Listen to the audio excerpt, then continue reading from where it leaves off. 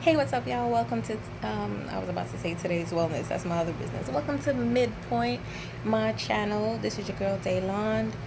Thank you for subscribing so far, you guys, everybody that's here. Just the fact that all of you are even just willing to listen to me. I truly am appreciative of that, and I can't wait to reach my goals of people to actually communicate and reach out to and create our own team, our own family, and just work together on the knowledge that we're learning. This video is about keeping your ego in check and not being over emotional, not reacting to situations. I found myself to recently just react to something which I'm not very proud of. However, I had to understand exactly why I reacted to that and really think about what before I started to really understand the concept of doing the work. I was very emotional. I'm not perfect. I still tend to be emotional, but not as bad as I used to be. I understand that could really create a cage for me anyway, so I try to avoid that as much as possible. Before, I just used to jump the gun based on what my intuition would tell me. Usually I would be right, but it would just be a better way to take care of the situation. Recently, I just pretty much got emotional and responded probably in not an ideal way, but at the time I didn't think about it, and that's what happens when you react emotionally. You're not really thinking about what you're doing, and it can really cause you to lose, to burn a bridge, to lose a friendship, or to lose something that you really need in your life, or maybe not. Maybe it was just a lesson, and miss out on a really good friendship or soul family that could constantly grow with you and teach you certain things in your journey. When you overreact or when you react emotionally, there's usually a trigger that causes you to do that. And instead of jumping the gun and, reacting in a certain way and saying certain words that may be hurtful to someone, I want you guys to start to stop. Before, if somebody says something or do something that you don't like, stop. Throw your phone out of your hands so you do not do what I just did and pretty much overreact and possibly put yourself in a position where you're losing an important relationship to you. Some things that you can do, like I said, is stop, put your phone away, and now this is a process where a lot of people don't like to do. You have to go within and figure out where this is coming from. So first of all, before you could even do this, you have to make sure that you're not operating off the programs of what people would say. Or if this person does this, they don't respect you. If this person does this, they're showing you how they feel, blah, blah, blah. Yes, some of those triggers are real, and some of those programmings you can apply it to a lot of people. However, you really want to assess all of your situations and all of your relationships in a way where you kind of have to outweigh the pros and the cons. If the pros outweighs the cons, then understand that, for me anyway, that's something that I could deal with, as opposed to the cons that are outweighing the pros. Once you have that kind of basic understanding and you're operating from your own standpoint and your own awareness, now you guys can really think about, okay, where's it stemming from? Why do I feel so triggered? Why am I so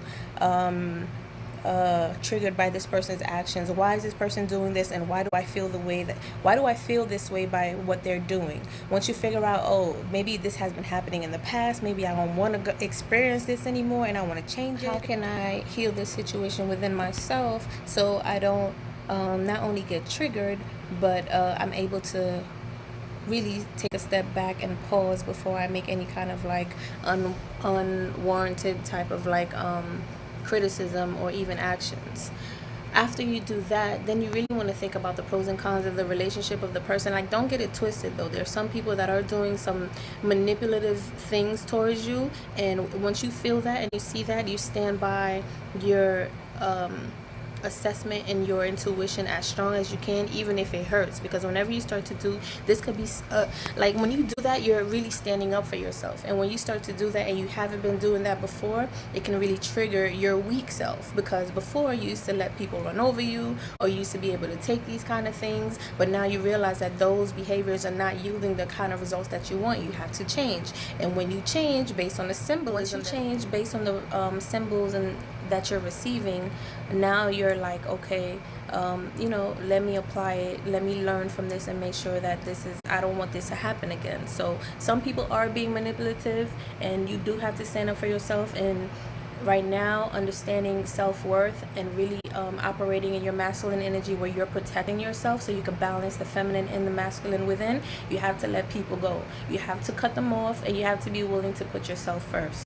Because for me, I feel like if someone is really meant to be in your life and you express yourself as honestly as you can, and they're still being a bit negative or whatever, then it just wasn't meant to be. There's no need to force the situation. There's no need to even go back and forth. But if they're willing, like you're willing, then there's something there, and you can actually communicate and grow past that, because we're all going through processes of growth, processes of understanding. Nobody's perfect, and you'll know someone is riding with you unconditionally by seeing that they are gonna rock with you no matter what.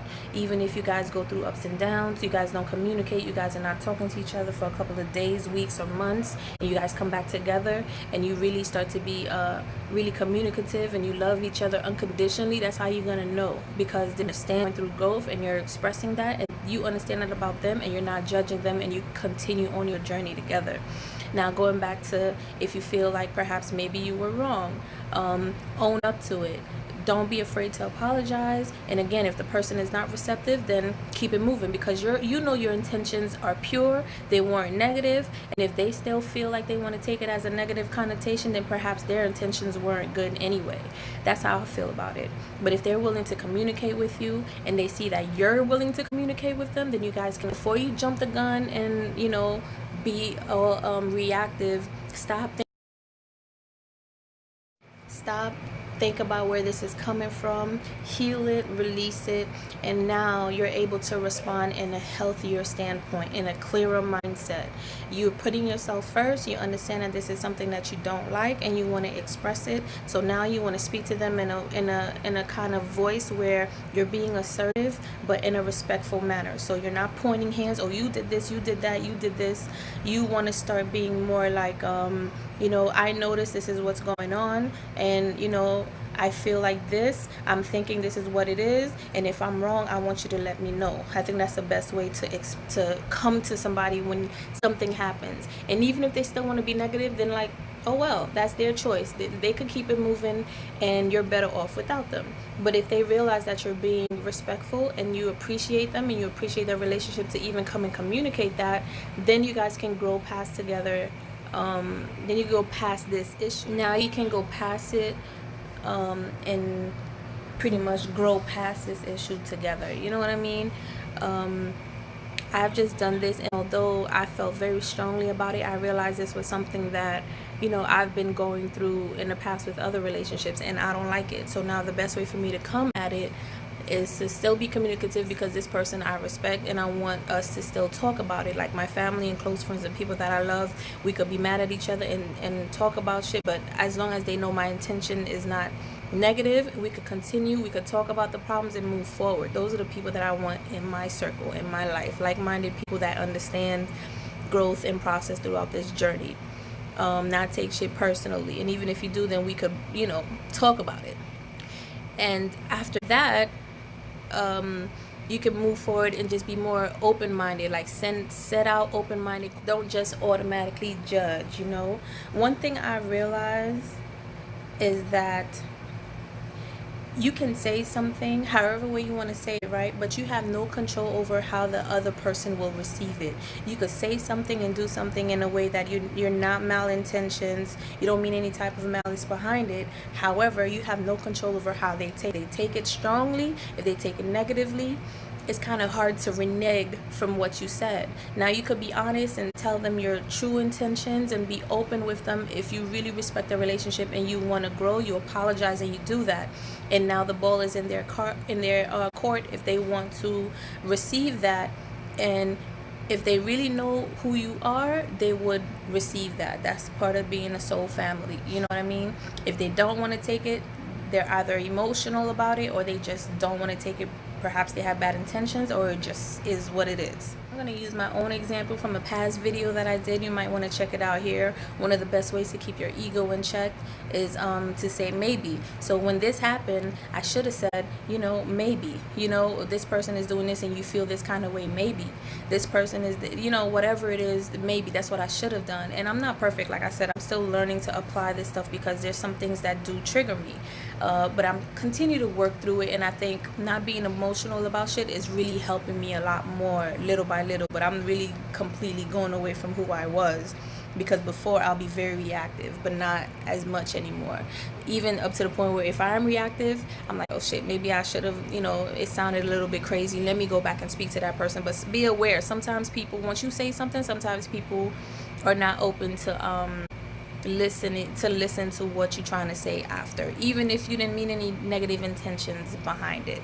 All right, you can't take no take backs. There's literally no right or wrong. You just have to learn the lessons and apply them and catch yourself every time. Catch your ego to be like, yo, sit down.